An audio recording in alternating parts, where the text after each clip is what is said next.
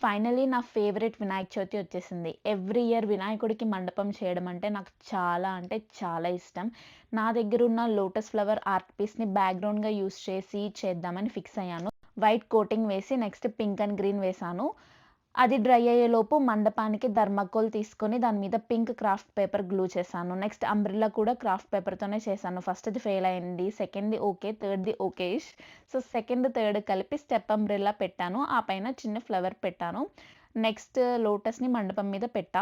ఇంకా కొంచెం డల్‌గా అనిపిస్తుందని చెప్పి గోల్డ్ బోర్డర్‌తో డెకరేట్ చేశాను. అండ్ బొజ్జు గణేశుడు రిలాక్స్ అవ్వడానికి సోఫా మండపంలా ఉంటుందని ఇలా కార్డ్‌బోర్డ్స్‌ని రోల్ చేసి గ్రీన్ క్రాఫ్ట్ పేపర్ గ్లూ చేసి దాని మీద మళ్ళీ గ్లిటర్ క్లాత్ కూడా గ్లూ చేశాను.